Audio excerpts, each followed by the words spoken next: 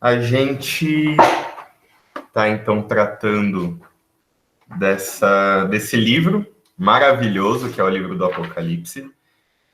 Ontem estava conversando um pouco com o Gesiel, que foi quem fez a proposta de nós estudarmos esse livro, e agradecendo a ele pela oportunidade, porque muitas vezes a gente tem medo desse livro, e a possibilidade de olhar mais a fundo para ele, de poder estudar, é algo extremamente enriquecedor, que nos ajuda a entender melhor, de fato, quem Deus é. Eu vou compartilhar os meus slides aqui agora. Bom, então a gente vai tratar um pouco sobre esse tema, que é o tema do Cordeiro e o Leão. A gente acabou de fazer a leitura do texto de Apocalipse capítulo 5, mas eu vou trabalhar um pouco de uma passagem mais ampla do que essa, pegando do capítulo 4 até o capítulo 7. Então a gente vai ver um pouco do que acontece nessas passagens. Antes de entrar propriamente no nosso tema, é importante relembrar algumas coisas que já foram faladas anteriormente. A primeira delas é de que quem foi que escreveu esse livro do Apocalipse? Foi João, é o nome, a forma como ele mesmo se nomeia, que muito provavelmente foi o apóstolo João, mesmo João, o discípulo amado que escreveu o Evangelho e as 3 cartas de João. Muito provavelmente foi esse mesmo João que escreveu o livro do Apocalipse para uma igreja que estava passando por um contexto de perseguição. Essa igreja tinha passado pelo período do imperador Nero, que foi alguém um cara louco, tacou fogo na cidade de Roma, acusou os cristãos e depois usava os cristãos como tochas para iluminar as cidades. Então amarrava esse pessoal e tacava fogo, e eles ficavam queimando para iluminar as ruas da cidade de Roma. E passado esse período do imperador Nero, a gente tem Diocleciano, que é um outro imperador que, de certa forma, dá continuidade a toda essa perseguição que está acontecendo à igreja nesse primeiro século. O estilo literário do Apocalipse é aquilo que a gente pode chamar de literatura apocalíptica, lembrando que o próprio termo Apocalipse significa revelação. Então, o livro se inicia com João falando, a revelação de Jesus Cristo, o Apocalipse de Jesus Cristo. É um estilo de literatura que está presente em alguns trechos também do Antigo Testamento, em trechos principalmente de Daniel, mas também Isaías, Ezequiel, Zacarias, tem vários trechos que tem esse tipo de literatura presente, inclusive o livro do Apocalipse toma muitas das imagens que aparecem nesses livros e noções que aparecem no Antigo Testamento como um todo.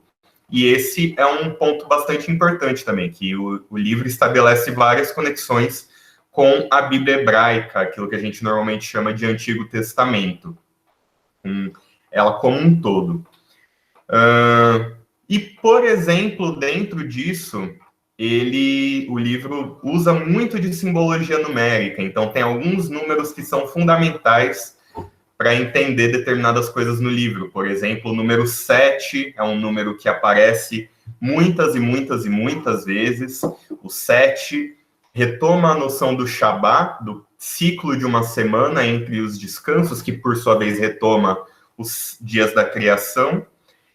E com isso significa um ciclo completo, significa perfeição de algum modo. O número 12 também é um outro número bastante importante por causa das 12 tribos de Israel. O número 12 representa o povo de Deus, o povo de Israel, é um número que vai aparecer um pouquinho no dia de hoje também. Anteriormente, no livro, nos 3 primeiros capítulos, nós vemos primeiro o próprio Cristo glorificado aparecendo para João. um aspecto que a gente, lendo e imaginando a descrição que João faz, a gente consegue entender por que ele caiu amedrontado no chão. Vendo esse Jesus com os cabelos brancos e olhos vermelhos ardendo em fogo e uma espada saindo da boca e pés de bronze, que são símbolos também para falarem a respeito dessa glória de Cristo. E Jesus fala para João escrever cartas a 7 igrejas que estavam passando por esse contexto de perseguição e de pressões tanto externas quanto internas, com um duplo objetivo, que seria de encorajar aqueles que eram fiéis a Cristo, que estavam seguindo a Cristo, e também de advertir aqueles que estavam se desviando da fé verdadeira em Cristo. Isso foi tratado na semana passada pelo Altamiro. Nos capítulos 4 e 5, entrando propriamente no nosso tema de hoje, a gente tem João sendo levado para a presença do próprio Deus. Diz que uma porta é aberta no céu, e ele entra por essa porta e contempla aquilo que está por detrás dessa porta.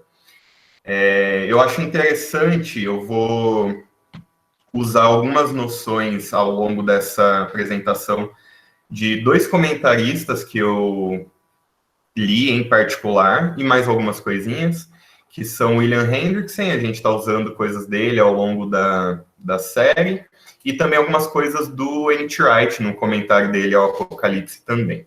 O N.T. ele fala dessa noção de que a gente não deveria imaginar o céu como sendo um lugar distante, afastado, lá em cima, mas como a esfera na qual Deus vive, na qual Deus habita, que permeia a nossa realidade. Então, quando o texto, lá no capítulo 4, que não fez parte da nossa leitura durante a liturgia, mas que eu recomendo que vocês leiam depois também.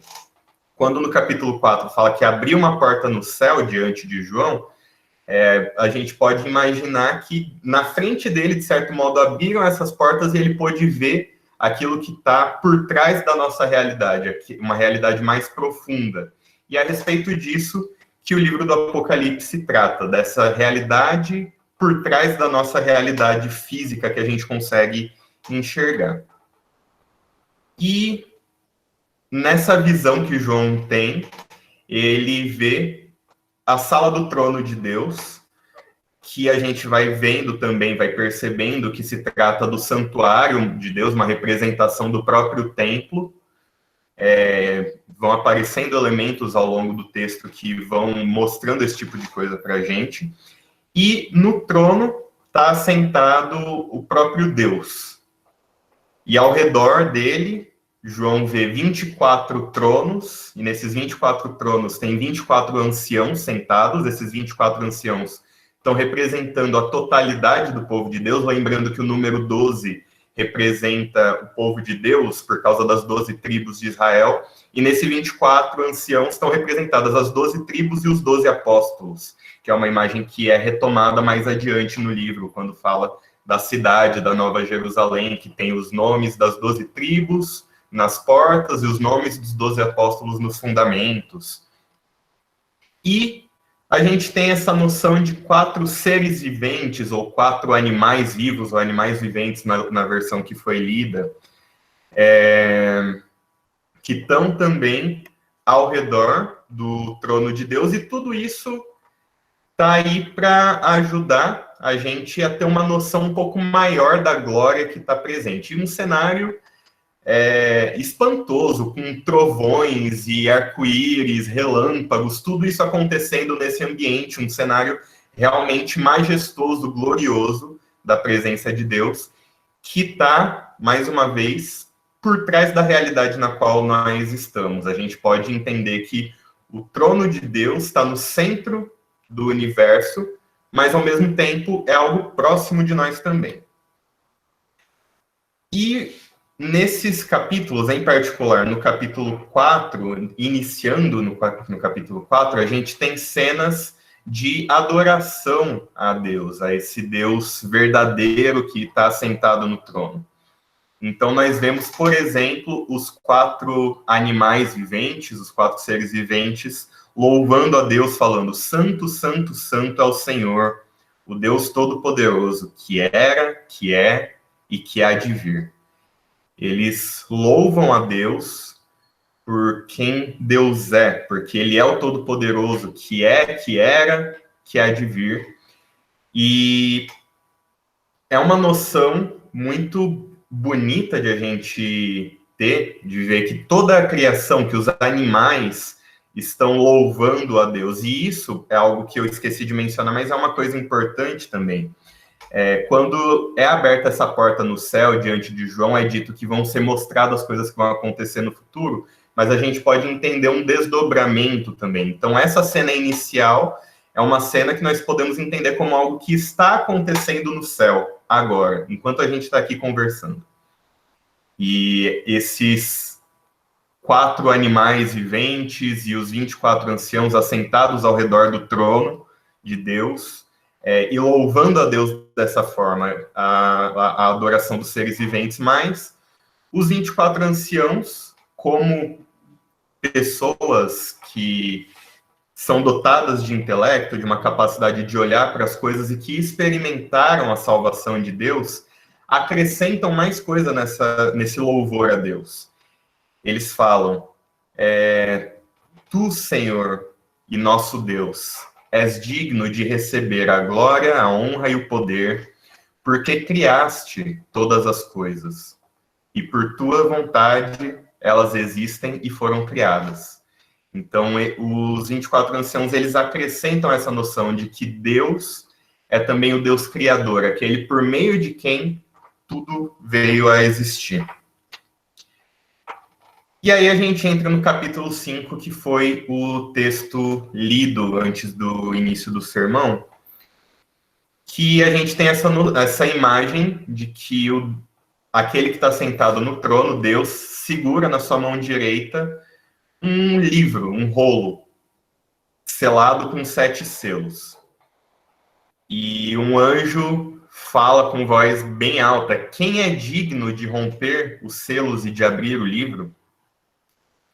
É importante a gente ter uma noção do significado desse livro. Também João está retomando noções que estão presentes no Antigo Testamento, mas a gente pode resumir isso falando que o livro que Deus está segurando na sua mão direita, que está selado com 7 selos, é o livro dos planos de Deus. É o livro que conta, que narra a história de como o reino de Deus desce até a terra e de como o reino de Deus se instala na terra e cresce a partir daí. A gente pode relembrar, por exemplo, várias das parábolas de Jesus, quando ele está falando a respeito do reino de Deus que vem e que cresce. Essas noções, o plano de Deus para derrotar o mal e para instalar o seu reino, são o conteúdo desse rolo que está escrito por dentro e por fora. Tem interpretações que vão colocar também como sendo o livro da vida, em que estão escritos os nomes dos salvos, mas de uma forma ou de outra, para que o plano de Deus seja desvelado, que a gente consiga ver isso aconteça, pensando num plano militar mesmo, um planejamento estratégico que está escrito ali. Para que esse planejamento possa ser executado, é necessário que o livro seja aberto, que ele seja lido, para que aquilo que está escrito, que está no conteúdo dele, possa acontecer. E aí aparece esse anjo dizendo: quem é digno de romper os selos e de abrir o livro? Mas não havia ninguém, nem no céu, nem na terra, nem debaixo da terra, que podia abrir o livro ou sequer olhar para ele. E aí a gente consegue, primeiro, entender, olhando para nós mesmos, a gente pode ver que nós definitivamente não somos dignos. E essa noção é importante, né? Quem é digno, quem tem merecimentos, quem tem mérito para poder abrir esse livro, Nós definitivamente não temos essa possibilidade. Nós estamos no meio de todas essas criaturas de Deus que não podemos abrir o livro, porque nós não simplesmente não cumprimos aquilo que é necessário para poder abrir o livro, mas pelo contrário, nós somos parte do mal que existe no mundo que precisa ser derrotado. Ou melhor, nós contribuímos para esse mal que está presente no mundo e que precisa ser desfeito. Nós somos parte do problema. E João chora muito por causa disso, mas um dos 24 anciãos, chega perto de João e fala: não chore. Eis que o leão da tribo de Judá, a raiz de Davi, venceu para abrir o livro e os seus 7 selos. E aí essa imagem que é trazida pelo ancião para João retoma um dos textos que a gente leu, lá atrás, em Gênesis 49, quando Jacó está falando a respeito do futuro de cada um dos filhos dele, e fala a respeito de Judá, que Judá é um leão novo, um leão que acabou de se alimentar e se assenta. Quem tem coragem de acordá-lo? E o trono de Judá vai permanecer e virá alguém que receberá o cetro na sua mão, o texto dizia. Essa noção está sendo retomada quando fala aqui do leão da tribo de Judá e também a raiz de Davi. É uma noção que retoma em Isaías 11, quando é falado a respeito da raiz de Jessé, o rebento, o tronco de Jessé, que era o pai do rei Davi. Então, a gente consegue ver, em primeiro lugar, são retomadas essas noções da realeza. Aquele que é digno de abrir o livro é aquele que é o herdeiro de Davi, o que era esperado pelo povo de Deus, que restauraria a glória do reino de Israel. Então, João fica nessa expectativa de enxergar esse leão, esse grandioso leão. Na minha cabeça vem a imagem de Aslan, o leão das Crônicas de Nárnia, que era aquele digno de abrir os selos, de levar a cabo, de fazer cumprir o plano de Deus, que estava escrito no livro. Mas, de repente, João olha e, em vez de ver um leão, ele vê um cordeiro. E mais do que isso, ele vê um cordeiro que havia sido morto, mas que estava de pé. E eu peguei essa imagem do Bible Project, recomendo a vocês assistirem os videozinhos do The Bible Project depois sobre o Apocalipse também, que mostra com bastante clareza essa imagem de um cordeiro degolado, com o pescoço cortado, com sangue jorrando, mas que está vivo e que está de pé, e é aquele que é digno de abrir de quebrar os selos e de abrir esse livro.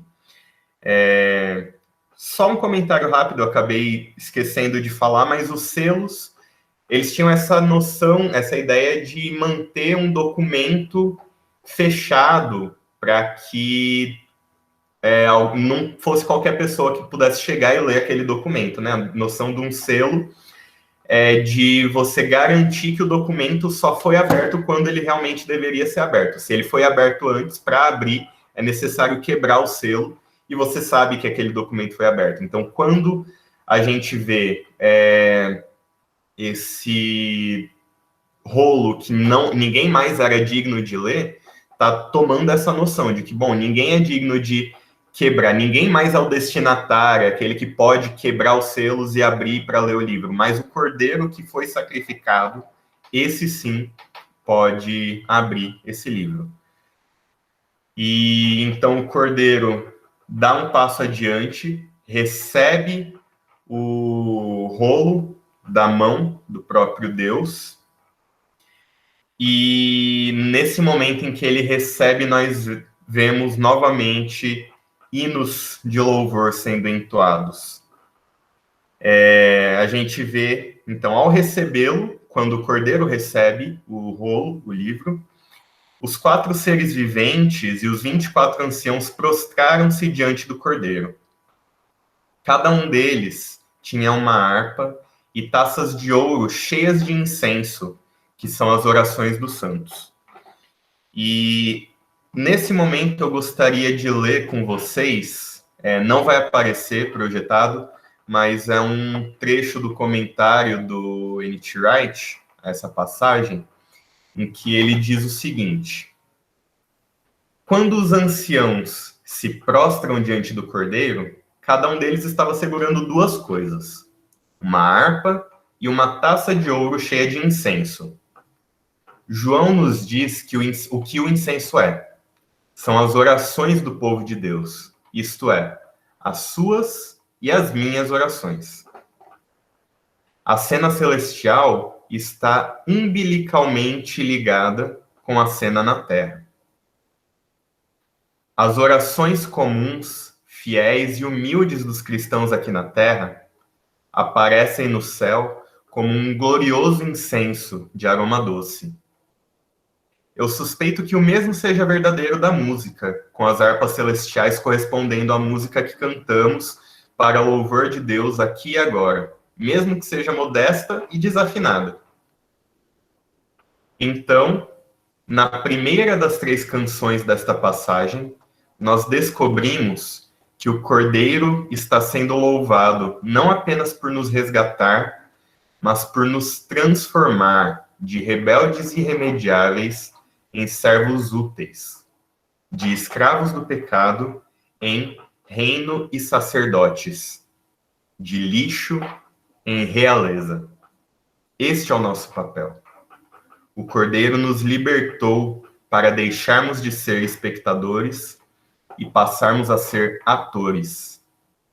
Então, fechando essa citação, é muito bonito a gente ver, presenciar essa cena de que os 4 seres viventes, os 24 anciãos, como representantes do povo de Deus, das 12 tribos e os 12 apóstolos, estão na presença de Deus, levando até Deus as nossas orações, levando até Deus o nosso louvor. E muitas vezes a gente, nos momentos de oração e de louvor, representa também as músicas, mas não só a música que a gente canta, né? Representa a nossa adoração a Deus como um todo. Muitas vezes a gente faz isso de forma realmente medíocre, mal feita, sem dar a devida atenção àquilo que nós estamos fazendo, mas ainda assim Deus recebe isso de forma gloriosa. Deus recebe o nosso louvor e recebe a nossa adoração. E seguindo, para a gente ver os hinos de louvor que são entoados na presença de Deus quando o Cordeiro pega o rolo. Eles cantavam um cântico novo. Tu és digno de receber o livro e de abrir os seus selos, pois foste morto, e com teu sangue compraste para Deus homens de toda tribo, língua, e povo e nação. Tu os constituíste reino e sacerdotes para o nosso Deus, e eles reinarão sobre a terra. E aqui os 24 anciãos e os seres viventes, eles louvam ao Cordeiro, porque o Cordeiro, e eles dizem que ele é digno porque ele foi morto. Ele é digno por causa daquilo que ele fez. Ele foi morto e pela sua morte, pelo seu sangue, ele nos resgatou e nos comprou para Deus. E então, por isso nós somos feitos reino e sacerdotes. Nós somos chamados a governar também com Deus sobre a terra. Isso é algo que, inclusive, aparece mais adiante no próprio livro do Apocalipse. E para ser reino de sacerdotes, daqueles que, assim como os 24 anciãos levam as nossas orações e a nossa adoração à presença de Deus, nós, cada um de nós, como sacerdote, é chamado a reunir as adorações da criação e conduzi-los à presença de Deus. E isso é algo que é executado através das nossas ações simples do dia a dia, do nosso tempo devocional, do nosso trabalho, da nossa relação com a nossa família, com os nossos amigos, com os nossos colegas, as pessoas ao nosso redor. São formas de louvar e de adorar a Deus. E no tempo nosso também aqui de reunião, no culto de reunião uns com os outros, nós nos reunimos trazendo os frutos do nosso trabalho e apresentando tudo isso diante do próprio Deus. Então, olhei e ouvi a voz de muitos anjos, milhares de milhares e milhões de milhões.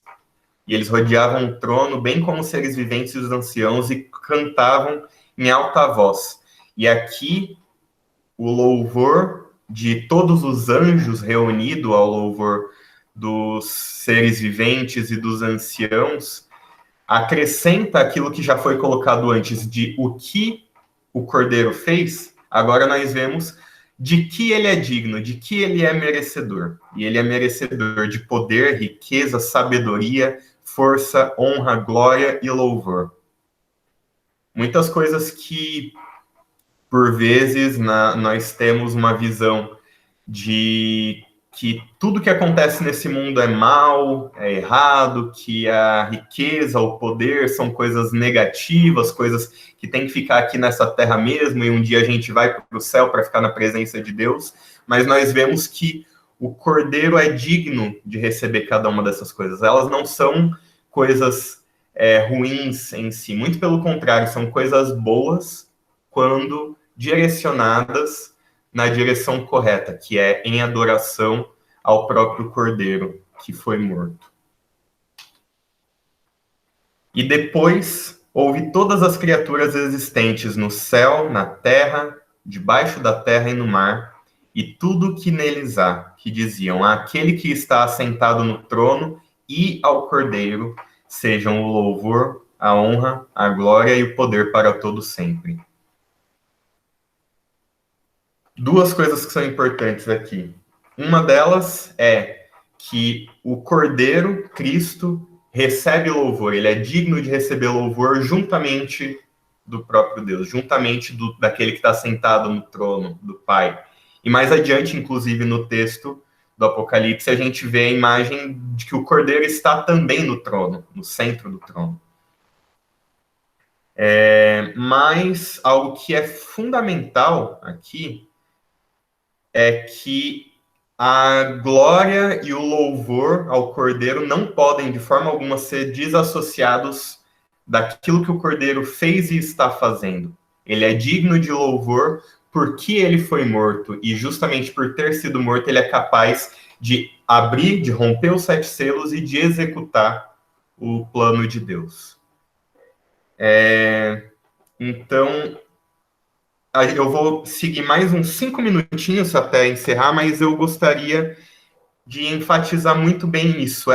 Isso que a gente falou até aqui é o centro de tudo o que eu gostaria de conversar com vocês nesse dia de hoje, que é a importância do louvor e da adoração a Deus. Tudo isso está acontecendo agora na presença do próprio Deus. Na realidade celestial, na esfera em que Deus habita, todo esse louvor e toda essa adoração estão acontecendo. E nós, como aqueles que estão sendo representados pelo incenso que está subindo na presença de Deus, somos chamados a fazer parte dessa adoração a Deus que é prestada a Ele por todas as criaturas, pelos seres viventes, pelos anciãos, pelos anjos e por toda criatura, todas as criaturas existentes no céu e na terra, como diz esse texto que está no slide agora.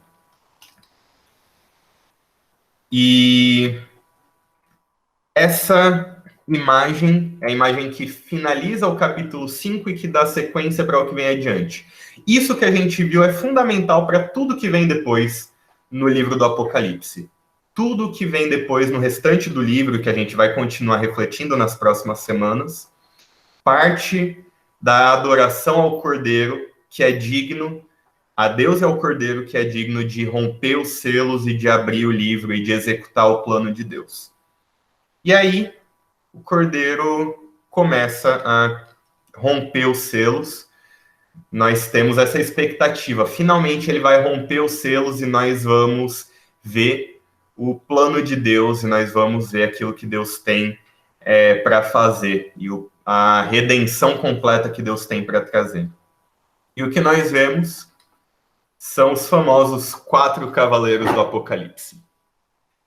Quando o Cordeiro vai abrindo cada um dos 4 primeiros selos, a cada selo, um dos 4 seres viventes chama um cavaleiro. Existem algumas interpretações diferentes possíveis, em particular em relação ao primeiro cavaleiro, mas sem entrar muito nessas polêmicas, nós temos aqui representadas conquistas, guerras, injustiça econômica e a morte antes do tempo. Cada um dos cavaleiros representa uma dessas coisas.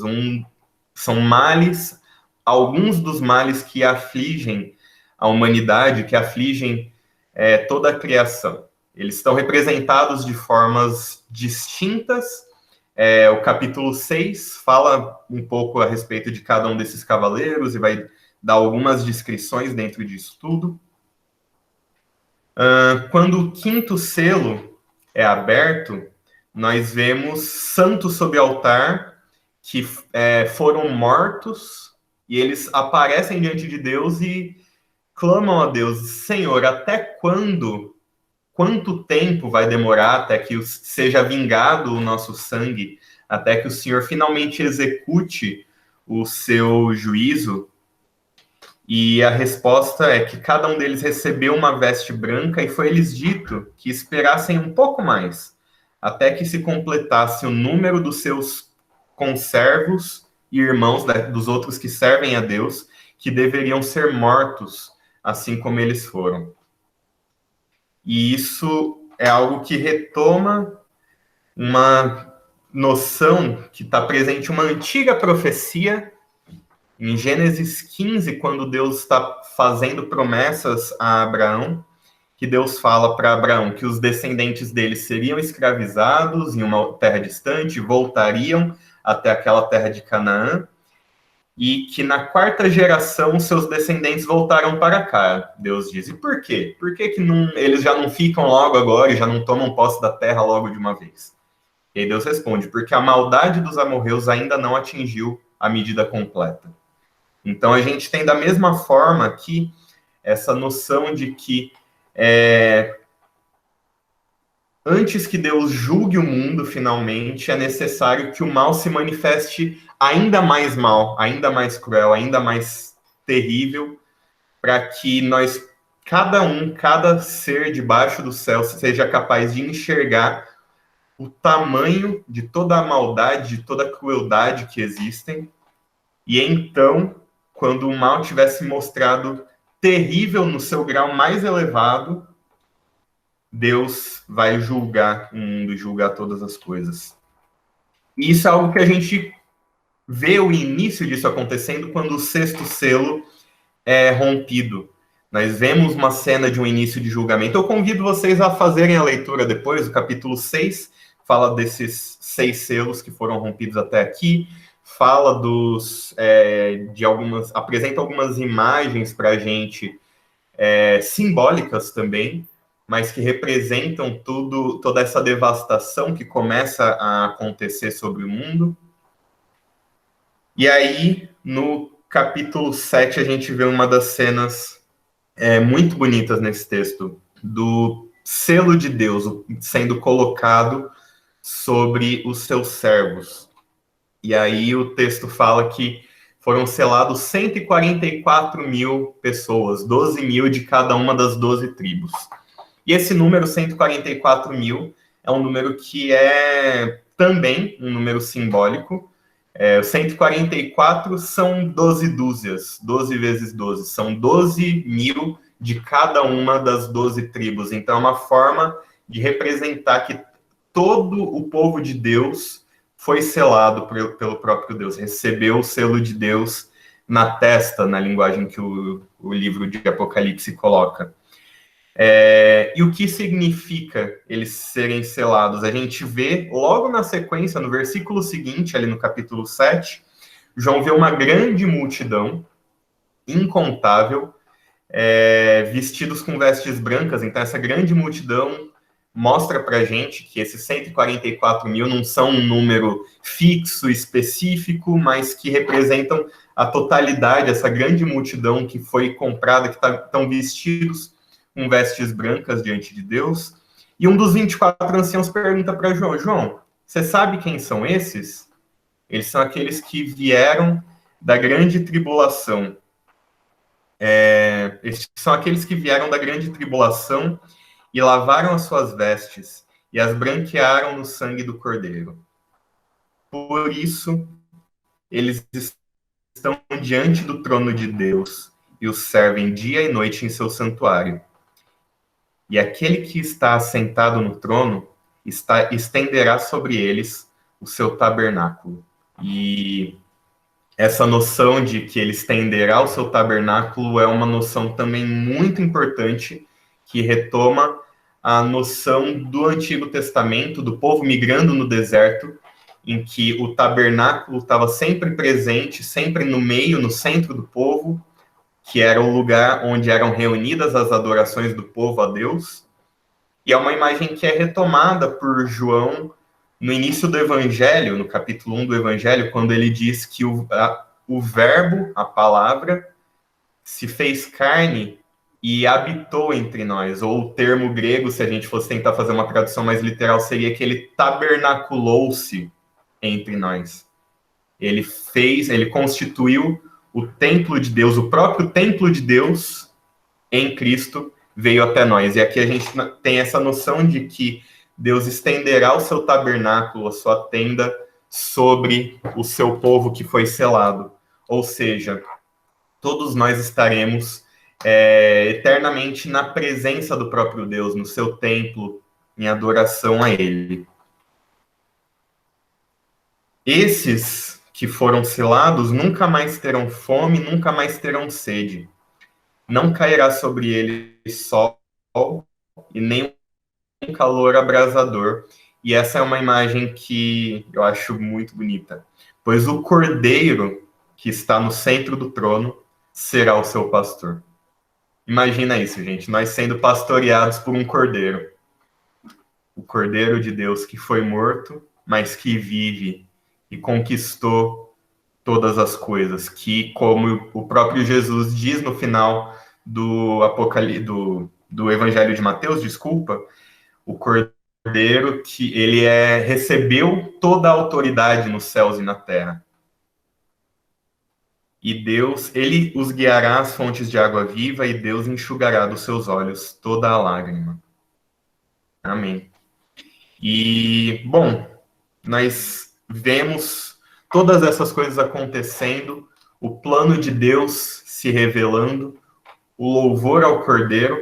Mas o que isso tem para dizer para nós, aqui no contexto de Barão Geraldo, talvez não fisicamente, mas dentro desse contexto da nossa igreja, um contexto universitário, numa situação de pandemia, em que a gente enxerga polarizações políticas terríveis acontecendo, gente brigando e perdendo amizade, desfazendo relações familiares por causa de política, com injustiça socioeconômica que fica ainda mais evidente durante esse período de pandemia, com gente que está literalmente passando fome e implorando por esmola porque não tem o que comer. O que tudo isso que a gente viu tem para dizer para a gente nesse contexto em que nós estamos?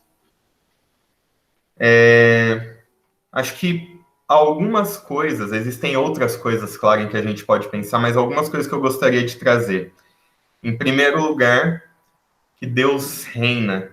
O nosso Deus está sentado sobre o trono. E isso é algo que está acontecendo agora, na realidade de Deus. Deus está sentado no trono, e do trono ele governa sobre todas as coisas. Ele reina sobre tudo, sobre todos, nada escapa do seu controle. O Cordeiro venceu e ele está abrindo selos. E como nas imagens que nós vimos, quando ele começa a abrir os selos, o mal vai se revelando cada vez mais, e vai se revelando, se manifestando cada vez mais. Então nós podemos ter essa certeza de que os selos estão abertos, estão sendo abertos. O plano de Deus está sendo aberto, está sendo concretizado, está sendo posto em prática, em ação. E o mal, inclusive, que a gente vê no mundo, faz parte desse processo, como eu falei. Ele está se manifestando cada vez mais terrível, até que Deus finalmente venha a resolver todas as coisas e manifestar o seu juízo. Mas nós fomos selados pelo Cordeiro, fomos selados com o selo de Deus, e fazemos parte dessa multidão que será pastoreada pelo Cordeiro de Deus, que estará na eternidade no tabernáculo, no templo, em adoração a Deus. Esse Deus que estenderá a sua tenda, o seu tabernáculo sobre nós.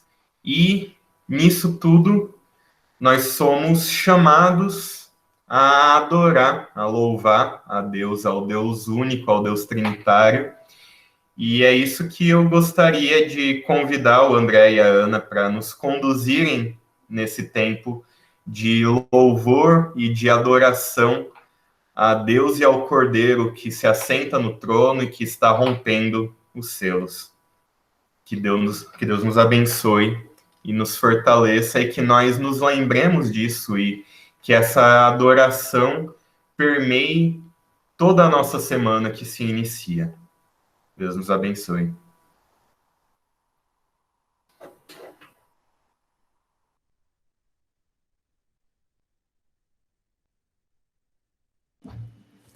Vamos lá, então, gente. Cantar de novo de todas as tribos.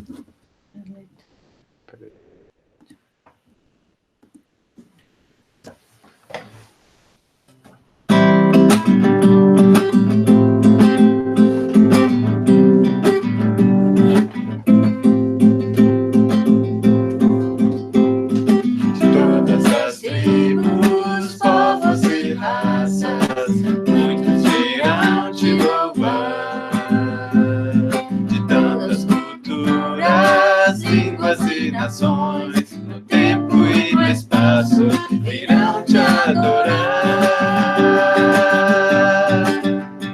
Bendito seja sempre o Cordeiro, Filho de Deus, raiz de Davi. Bendito seja seu santo nome, Cristo Jesus, presente aqui. La la la ya, la ya la la ya. Remidos, comprados, grande multidão, muitos virão te louvar. Povo escolhido, teu reino e nação, no tempo e no espaço, virão te adorar. Seja sempre o Cordeiro, Filho de Deus, raiz de Davi. Bendito seja o seu santo nome, Cristo Jesus, presente aqui. La la la ya, la ya la la ya. E a nós só nos cabe tudo dedicar, oferta suave ao Senhor. Dons e talentos queremos consagrar, e a vida no teu altar, pra teu louvor. Bendito seja sempre